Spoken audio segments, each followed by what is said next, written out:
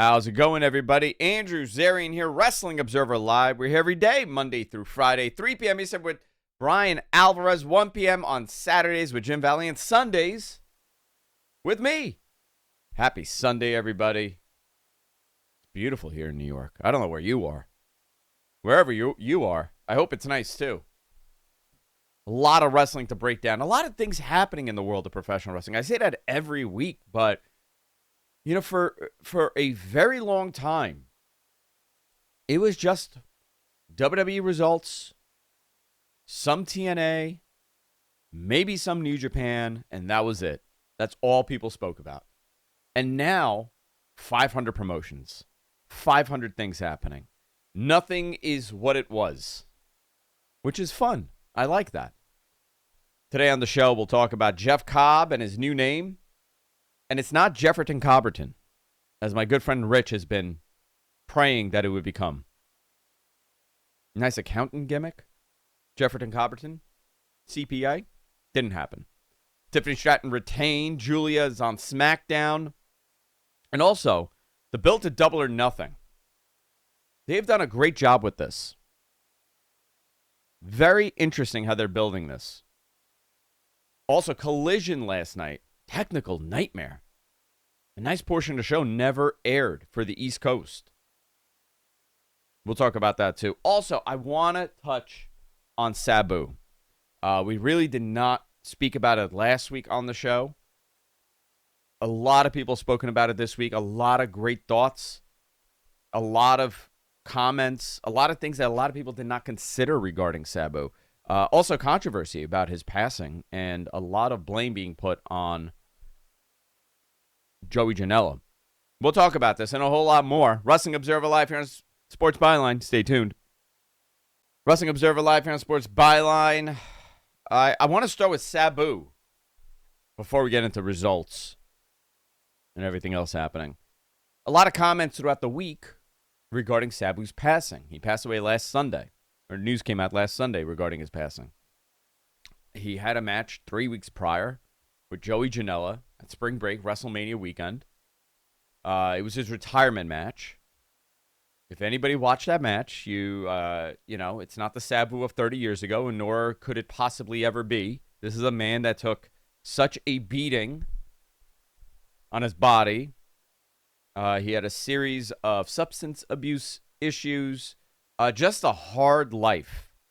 He lived a really hard life, and doesn't take anything away from his abilities in the ring because he was an innovator.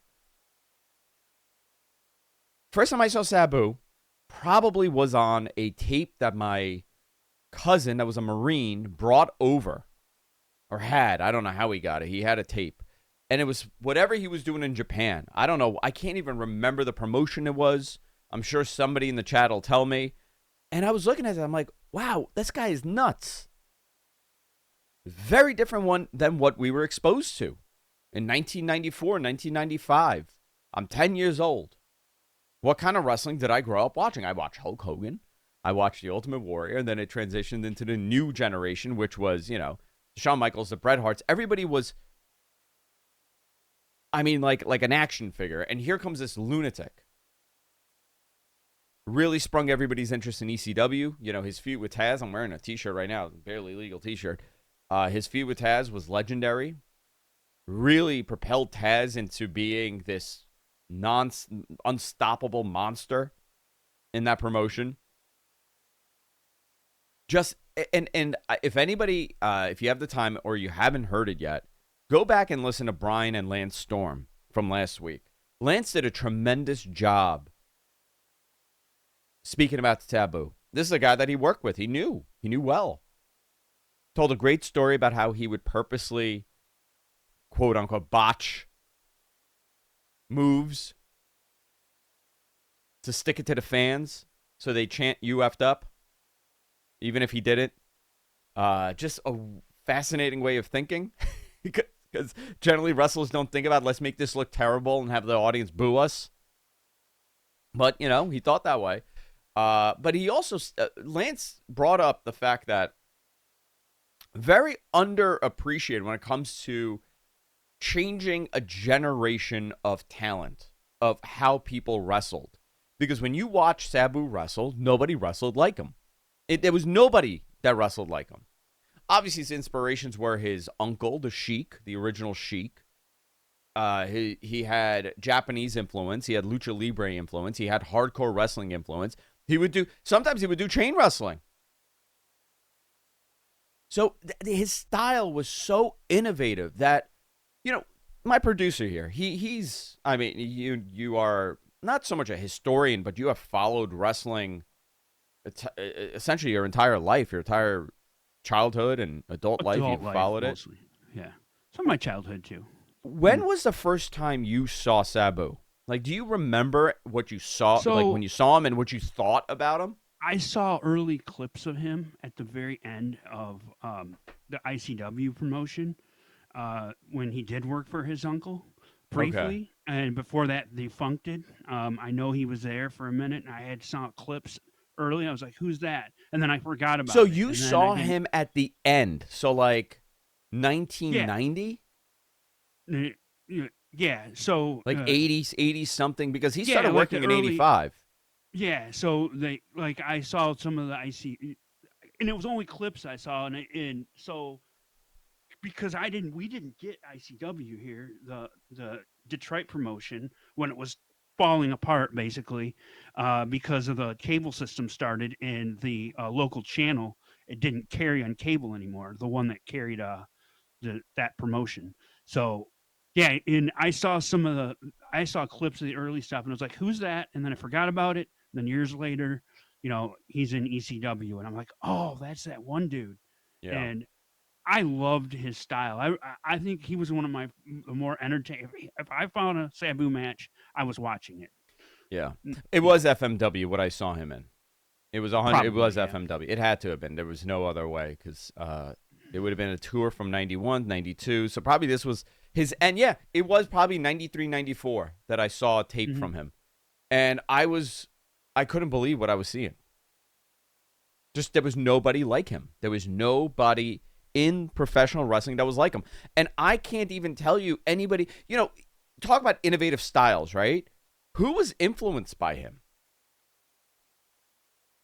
A lot. A lot. A whole generation. A whole generation of wrestling was influenced by that style. And it didn't look clean. You know what I mean? It wasn't polished. It was so rough around the edges. His entire... I've never watched a fluidly perfect Sabu match in the traditional sense, like everything has to look, it was insanity, and it worked, Ricochet, and the inspiration, right. and the inspiration he's put out for a lot of wrestlers, that you don't have to look like a bodybuilder, you just got to look cool, and this dude looked cool in his Aladdin pants. He had the scars all over him. That was one of the big appealing things about him. It's like, this guy's been through it. The Born to Be Wired, commercial with the here in New York, it aired on MSG on the Madison Square Garden Network at 1:00 in the morning on Saturdays, and you're half asleep. It's like 30 minutes into the show. Your eyes are kind of closing. Not that it's boring. It's late. And what do you hear? The Phantom of the Opera and Paul Heyman telling you that this match might be too extreme for ECW. You be the judge. And it's Sabu. Look, I'm getting goosebumps here. It's Sabu on the barbed wire. And and I got that cassette, okay? I got that VHS. And he's gluing his arm shut because it's bleeding. And he's covered. And him and Terry are wrapped in this barbed wire. It was... Do you remember the Faces of Death cassettes? I never got this. You never got them. Heard of them. Again, I had older cousins, so they all had those crazy things from the 90s. It was like that. It was like witnessing something that you're not supposed to see. This doesn't happen in wrestling. Again, I'm still a kid. I don't have the back history of Onita and Terry Funk in Japan. I don't have that back history. I it really, out of all the wrestlers that have passed away, for me, my era of fandom as a teenager, there was nobody cooler than Sabu. And you think about Cactus Jack or Mick Foley. His career got heavily influenced working with and just inspired by, Yeah. Sabu. And people, you look at his career and, he started off with his uncle. He was in every promotion. WWF, FMW, ECW, obviously, New Japan, WCW, Big Japan, Old Japan. He went back to ECW. He left ECW, went back to ECW, and then he did all the indies. He did TNA for some time. He had a great feud with Abyss. Very interesting stuff. Very interesting. What was your favorite Sabu match? Do you have one? Honestly, I was trying to think of one. I got one. Can't think of one offhand. I got one, and it's not him and Taz. Rob Van Dam and Sabu, tag champions, against Hayabusa and Shinsaki. Heatwave 98. That is my favorite Sabu match. I regularly revisit that match. First time I saw Hayabusa, and I was like, who is this cool guy?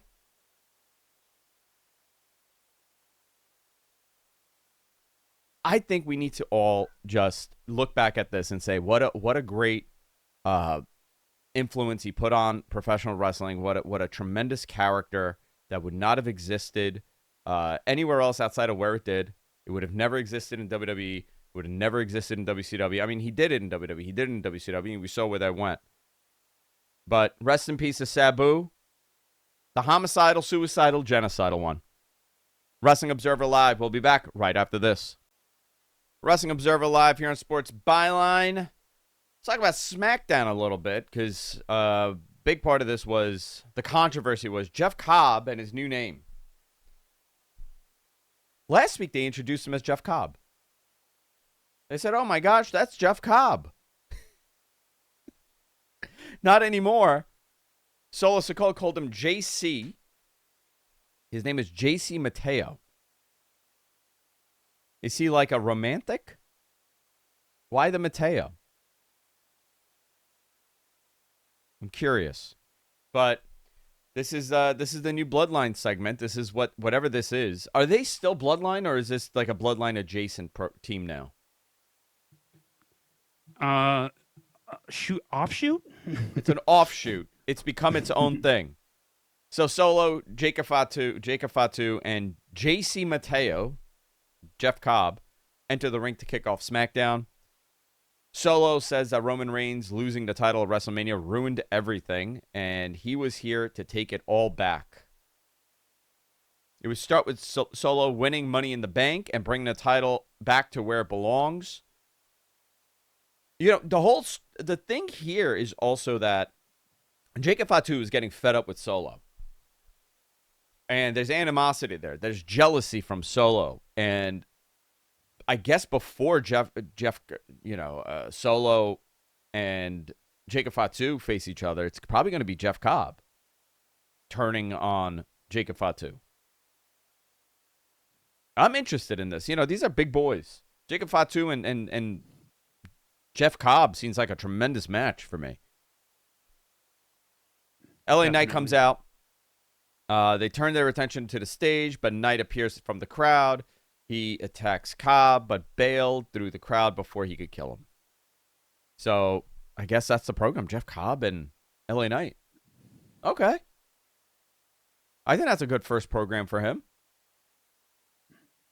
We'll see how long it goes. Yeah. Alexa Bliss defeated Chelsea Green and Mitchin. What do you think of Alexa Bliss coming back with this same kind of creepy girl thing? But not really. It's kind of a hybrid of it. It's a hybrid. There's hints of it. It doesn't look like they're doing the Wyatt Six thing with her right now, at least. They're doing this weird thing with Charlotte. So she's the first to qualify for Money in the Bank. And a little later, though, you get down here.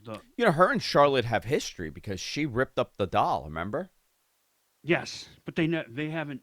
She just said, and they did that segment after. I guess we could just jump to it now. They did that segment after where Charlotte runs into her backstage, and apparently she wants to team up with Charlotte, and Interesting. Charlotte's like, "No, I don't want to." So I don't know. Yeah. Fraxium, Axiom, and Nathan Frazier, people's top team right now in WWE. People are really into them. Yeah, I know. Absolutely. You like them a lot. They're great. Defeated Johnny Gargano and Tommaso Ciampa DIY in 11 minutes.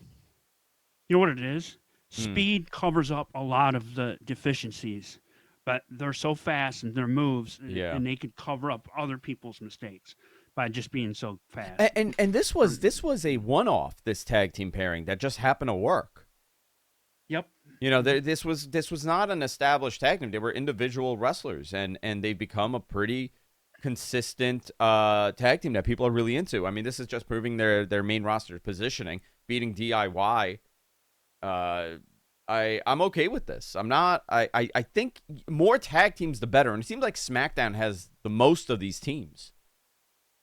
Yeah, they really rounded out the SmackDown tag division. Do you think there's enough tag teams in this company that you need 2 titles at this point? Or I always felt that the tag title positioning should be one title. The tag title should be the tag title, and you just have a traveling team. You have people qualifying for challenges. Well, it kind of works on the women's side, right? It does work on the women's side, but the women's side doesn't have enough tag team women. They just put people together. WWE actually has plenty of tag teams.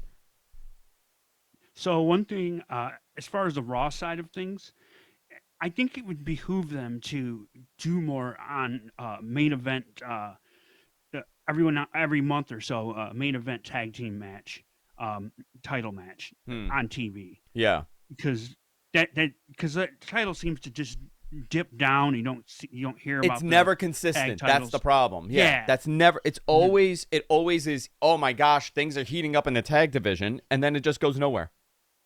Mm-hmm.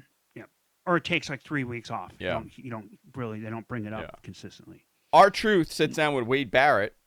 This was interesting. This was a serious R-Truth, and I like this. You know, they've always R-Truth for years has been doing this John Cena thing, his obsessive John Cena fandom, and Wade Barrett sits down with him with our truth, as my notes say. He sits down with our truth. He kept referencing Cena's catchphrases as a motivation. He also claimed that John Cena at the press conference put him through the table. It's not John Cena. He doesn't want to fight Cena, but he'll beat out whoever beat him out. He will beat it out of him, whoever this man is. He wants the real John Cena back. He's going to beat this imposter and have the real John Cena come out. It's set for Saturday night's main event. John Cena, R-Truth. Is this for the title? Did they announce it's a title match? No, they haven't announced. I'm assuming it's not a non-title. Because where R-Truth is positioned, does he really deserve a title shot? You know what? Who would be against it being a title match? Nobody. Why not? I wouldn't, but maybe it will be. I do. One question I need to ask you is: do you think this kind of kills the mystique of the R-Truth gimmick, the idiot gimmick that he's been running for? No, because I think people realize it's like tongue in cheek. He's not really an idiot. Yeah. I think everybody knows he's not an idiot. He just acts like one. He pretends to be one. Right. Listen, even if he is an idiot, even idiots have moments of clarity. You know when my moment of clarity would be if the person that I very much look up to threw me through a table. I think that would be a moment of clarity. But interesting stuff. I'm kind of into this. I don't know. I've always liked R-Truth. He's worked so hard his whole career. He's been around for so long. He's done so much. This doesn't hurt anybody. I think this is a fun Saturday night's main event. Aleister Black defeated Carmelo Hayes via DQ.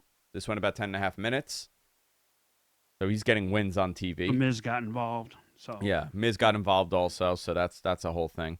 Took a black mask again. That's about it. So Alexa Bliss runs into Charlotte backstage, like you were saying, and asks her if she thought about what they had discussed last week about teaming up. Charlotte would turn her down. Uh-oh. Where's Something's this going on there. Something's Yeah. happening. Giulia would appear from Nick Aldis's office. He would introduce her as the newest member of SmackDown. So that was quick for Giulia. Yeah, That was just a touch. When she lost that match against Jordan Grace, I thought that this is what was happening. Yeah. Mm. Yeah, because this was quick. So Quicker is than I Roxanne thought. going to be on Raw? Announced on Raw? I don't know. Possible. Very possible. But Giulia's on SmackDown. Giulia's fantastic. I think it's a good move to move her to the main roster than keeping her in NXT. Maybe why they had Charlotte and Alexa there. Maybe this is going to be the new trio. Maybe. That's where they're heading down the road. Drew McIntyre cut a promo on Damian Priest, accepting the challenge for a steel cage match, a Saturday Night's main event. There's nothing more WWF than these two big guys in a steel cage match on Saturday Night's main event. Damian Priest also got honored by his name being, I guess, like a street renaming for the Bronx Hall of Fame. That's pretty cool. So I mean, listen, for him, for a kid from the Bronx that, started on the indies in tiny little American Legions and Knights of Columbus buildings that I have frequently been to see him wrestle, Elks Lodges, to go from that to Ring of Honor to NXT to the main roster, winning the title, having that tremendous match in Puerto Rico with Bad Bunny. This guy is a star, and good for him. So one thing, I know they won't do it. I know they won't do it, but it's Saturday Night's main event. It's a cage match. I really want the blue cage. I know. Yesterday, I all over my YouTube, for some reason, it really wanted me to watch a Saturday Night's main event where it was a steel cage match between the Big Boss Man and Hulk Hogan. And that's all that's popping up on my YouTube. And I sat there and I watched it, and Hogan starts the promo with the cage, Right. And I'm like, that cage is incredible. But I know. Obviously, it's not practical anymore to drag that thing around, and they'd have to build it on the spot, I think. So probably wouldn't work. Solo Sikoa defeated Rey Fenix and Jimmy Uso. Who was Solo with? You're missing somebody here. He defeated Rey Fenix and Jimmy Uso? It was a triple threat match. Okay, I'm sorry. Sounded like a handicap match to me. So Solo's getting pushed there. JC Mateo defeated LA Knight. This went 15 minutes. They gave this some time. His first match on TV. All right. Not bad. Has he even spoken a word yet? I don't think so. Maybe he grunted. And Tiffany Stratton defeated Nia to retain the women's championship. Overall, decent SmackDown. The problem so they didn't. The 3 hours is part of the issue for me, because it was so late on Friday, and I was watching this, and I was going back and forth because I was also watching the Yankee game. So I had, my phone, and I had my tablet, and I had this, and I'm like, oh my God, it's still on, and I just flipped to it, and it was still on, and it was nowhere near finishing. So the 3 hours is a little problem, but I think they'll be fine once they go back to 2 hours for this show.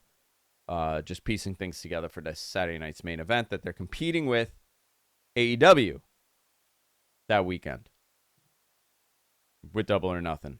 So a lot of wrestling coming next weekend. We'll break down everything also. Also, when we come back from break, AEW Collision, AEW Dynamite, I want to touch on that. I want to touch on what's coming up next week for Double or Nothing and a whole lot more. Wrestling Observer Live will be back right after this. Stay tuned.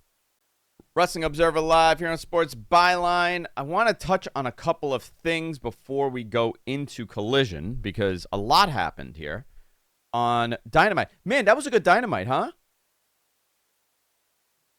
I liked it a lot. I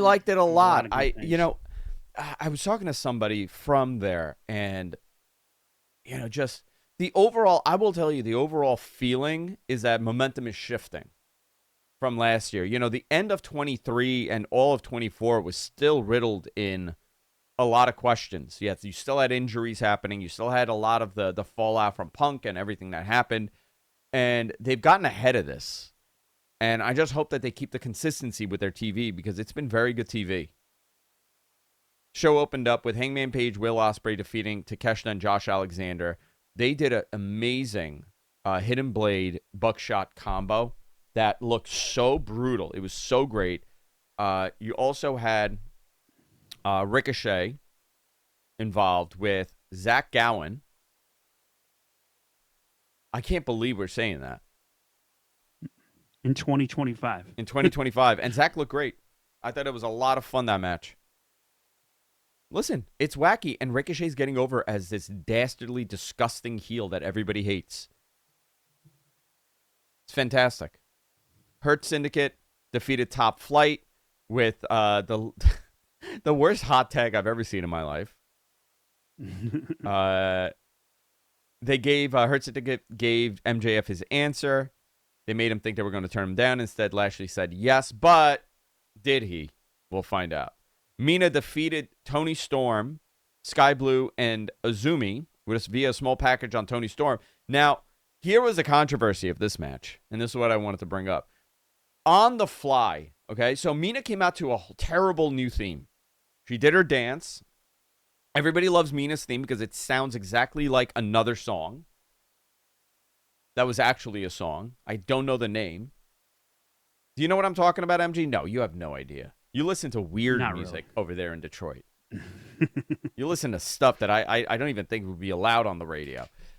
They went back to so enough people complained to Tony while the match was happening that they literally went back to the theme by the end of the match, and Tony posted like, "Oh yeah, we made a mistake. Sorry, we're not putting that song on anymore." I thought that was hysterical. Mercedes attacked Azumi afterwards. Azumi defeated Mercedes for the title for the New Japan Strong Women's Championship. So this is leading into that. Then Jamie Hayter would cut off Mercedes. Nigel had addresses FTR, so it seems like he's getting back in the ring here. Main event here. I'm going to skip ahead. The main event was Jon Moxley, Samoa Joe in a cage. Moxley was bleeding everywhere by the time we came back from commercial break. Claudio and Wheeler Yuta joined Shafir outside as Willow comes out and Powerhouse Hobbs comes out to corner Joe. At the end of the match, Joe is going for a muscle buster. A guy in a hood who turned out to be Gabe Kid gave the briefcase, the Halliburton. Nothing has changed in wrestling, huh? The briefcase, the shoe, the phone, the belt. It's always been I enjoyed this segment. I did a lot too. There was a lot going on. Somebody posted a picture of Gabe Kid next to Jon Moxley, and Jon Moxley is like, he's a little bigger than him, and he's bloody, and he's older, and it said the Pokemon evolution, the next stage of the evolution, because it kind of looks similar. I think Gabe being part of this is very interesting. I think it's a great way to really introduce him as this monster heel in that company. I think it'd be fantastic. I mean, we've seen what he's capable of. He's really good. Aftermath, the Bucks come out. They join in with the Death Riders beating up Joe. Powerhouse Hobbs comes in, chases off Gabe Kid. Kenny Omega would run down to make the save.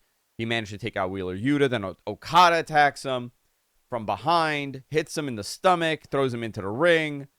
Matt Jackson has the controls to the cage. They're lowering it. They're raising it. Yeah. So right there, I finally figured it out the other day when I was watching it. Matthew Jackson, he's so animated with his facial expressions and how he does things. Yeah. I find it funny in a weird way, but it works for his character. It works. Yeah, it works. Speedball Mike Bailey comes in, chases away Okada. Willow chases off Marina. They're fighting. Claudio's helping Shafir throw Willow into a barricade. Here comes Swerve Strickland. He climbs the cage, dives off the cage. Then the cage is getting raised, and it became insanity. And this is setting up Anarchy in the Arena, Double or Nothing. They did a tremendous job at making you interested in this. Obviously they've been building the Death Rider stuff for a while. They've been kind of positioning everybody on certain sides, but this was really well done, and the ratings showed it. Numbers are growing, and they had a lot of people in that building, almost 5,000 people in that building. So again, momentum shift, right? You're doing something different. You're doing something cooler than you were. I'm not getting excited yet, but I want to see this consistently happen. You know, we see this, and this was not hot-shotting. This was not a hot-shot show. You didn't do a title swap, but the interest level was a lot higher. Collision last night. This had a lot of problems. Now, this was pre-taped. Megan Bayne with Penelope Ford defeated Anna Jay with Harley Cameron. What did Harley do? Bite her butt? Anna's butt? Like, play the bongos? So. Something's going on there. Kyle Fletcher with Don Callis defeated AR Fox. Good showing for Kyle Fletcher. He's getting bigger and bigger, huh? He's really trying to... He's growing, too. Do you know he's put on like 3 inches since last week? This guy is getting taller. I don't know how that's possible. The Randy Orton effect? The Randy Orton effect, yeah. Well, there's three Randy Ortons now. Mm-hmm. There's NXT Randy Orton, there's AEW Randy Orton, and there's the original Randy Orton. Miles yeah. Born. And they're all at different stages. Actually, right. There's a 4th Randy Orton. Do you know who the 4th one was? The fake Randy Orton from SmackDown a couple of weeks ago. Oh. Sean Spears. 4 Randys. You know, is this becoming like how many Jeff Hardys are in wrestling? Remember that in like 2008? How many Jeff Hardys were there on the indies? An uncountable number. An uncountable number. If you're gonna take after somebody and try to look like somebody, I think Randy Orton's a good choice. Randy Orton's a very good choice. Very good choice. Handsome boy. Good physique. Brody King, Ishii, and Bandito defeated Lance Archer and Roppongi Vice, Trent Beretta, and Rocky Romero. Remember, they're heels now. Speedball Mike Bailey defeated Blake Christian. So, at one point here, near the end of the show, it was around the 90-minute mark. The show ended. Okay? The Max stream cut out. The Max stream cut out, and the TBS cut to the next scheduled show, which is Black Adam with The Rock. I call there's a conspiracy here. I was thinking the same thing. Of all movies to be playing. Of all the movies to play, it's Black Adam. Tony wrote, dude, there was a problem in the studio transmission. And the rest of Collision wouldn't air on the East Coast, but would air in full for the West Coast, and it would be available on Max. I got a little info on this. I saw a little message. So I haven't checked on what people are reporting, but essentially what happened was the file was corrupted because it was pre-taped. So something must have happened either in the I guess in their download when the Max side downloaded this to air, or something happened in the conversion. Something happened, and they lost part of the show, about 30 minutes of it, to air. I mean, you know, who do you blame? I don't know. If I was in charge, I would say, and how many times has this happened? How many times have we done a show where you have messed up, MG? Now I'm yelling at you, where parts of the show are missing. Guess what happened? Last week on the show, we had a problem. Same exact thing. There was about 3.5 minutes of the show missing. You know what we did? We listened back to the show and caught the problem. Yep. Nobody watched. Nobody did a scrub on this. It happens. What are you going to do? But the show's available. If you want to catch out the rest of the show, you can. It should be posted by now. I still haven't watched the main event. Full disclosure. Which I'm going to get to now. I'll get to that now. So you had Mike Bailey and Blake Christian. The Learning Tree defeated the Gates of Agony. And the Sons of Texas, Sammy Guevara and Dustin Rhodes, defeated the Crew. Action Andretti and Leo Rush. I have to try. I haven't seen the main event either. We'll see. Saturday night's main event, Saturday, May 24th. So far, we have World Heavyweight Champion Jey Uso defends against Logan Paul. I think they should put the title on Paul. I don't care what anybody says. What difference does it make? You would be wrong. You know, Kenny is not wrong.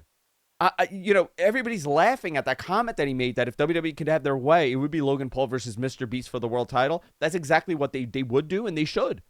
They're a spectacle now. Don't look at it with traditional wrestling lenses on. That would be a huge match. Logan Paul versus Mr. Beast? Telling you. It doesn't make sense to any of us, including myself. Listen, I hate myself for saying this. I don't agree with that. Good. I don't. I like traditional wrestling, okay? I just want people to know I'm not advocating for this. I'm just telling you how they think. I know how they think. I speak to many people there that I'm pretty close to. I know. I think this is what they would want. This would get a lot of universal backlash. No, it wouldn't. No, by whom? By whom? By us, yes. Yeah. By everybody listening to the show, yes. But they don't care about us. They don't care. They do not care what we think. You know who would love it? Fair. My son, all of his friends, every 12-year-old boy, every 14-year-old boy. Do you think there's a 12-year-old kid out there that is a WWE fan that says, I'm over this? They're breaking the traditional time-honored tradition of professional wrestling of not letting a non-wrestler in a position like this. No. It's about the most eyeballs and the most revenue now. That's all they care about. They had CM Punk on a UFC show with no MMA fighting experience, okay? Why do you think they did that? Why do you think UFC had CM Punk fight twice? Because it's a name. Yep. It's a name. There's no difference from CM Punk going in the octagon and having a match on it was on the pre-show, it wasn't on the pay-per-view, but there's no difference than having an actor that has a jiu-jitsu background and putting him in and using his name to draw. John Cena, R-Truth, non-title match. Drew McIntyre, Damian Priest, Steel Cage. CM Punk and Sami Zayn versus Seth Rollins and Braun Breaker. I hope Sami turns on Punk, and that is the feud. I'm dying to see that match. I don't think it's ever happened. They've known each other for a very long time. That is the program I want to see. I don't want to see Seth Rollins and Punk again. I want to see Sami Zayn turn on him. Have Sami under Heyman. That alliance would be amazing. That would be great. Also, next week we have Double or Nothing. We'll talk about that. Wrestling Observer Live here on Sports Byline. Stay tuned. Wrestling Observer Live here on Sports Byline. Final segment of the show. Listen, don't get mad at me for telling you what they would definitely do if they had the opportunity. I Show Speed is all over that stupid show. I don't even know who he is. Who else is another one of Logan Paul's buddies? KRS-One? No, it's not K. Yeah. KRS-One, the rapper. It's the sound of the police. It's KRS-One. My memories. Yeah. I don't know. Double or Nothing next week. I can't wait for the show. Very excited. FTR versus Nigel McGuinness and Daniel Garcia. Nigel's return match again. Second time. Stretcher match. Ricochet versus Mark Briscoe. This is going to be a nutty match. Owen Hart Foundation Women's Tournament Finals. Mercedes Moné, Jamie Hayter. I expect Mercedes to take this. Will Ospreay, Hangman Page for the men's Owen Hart Foundation. I'm going with Will Ospreay. I think the story's leading to him beating Moxley at All In to win that title. Big celebration. People go home happy. AEW Tag Team Champions, the Hurt Syndicate, defend against Dustin Rhodes and Sammy Guevara. Defeat is how I feel is going to happen. AEW Women's World Champion Toni Storm defends against Mina. And we have also Anarchy in the arena. Anarchy in the arena, which will take a big chunk of this. Looking forward to the show. Glendale, Arizona, not in Vegas. Different venue. Let's see what happens. I'm excited to see this show. It's always good. Double or Nothings are always good. I have yet to encounter an AEW show, like a pay-per-view, that I'm like, not good. Maybe something during a pandemic early, you know? One of the early, like, I don't know, maybe Fight for the Fallen when that was a special or something. I don't know. Also, NW Women's Champion defeated Kenzie Page defeated Natalya at the Crockett Cup the Crockett Cup 2025, and Natalya attacked a fan. Great stuff. Love it. Guys, we're out of time. We'll see you all next week. Wrestling Observer Live. Take care.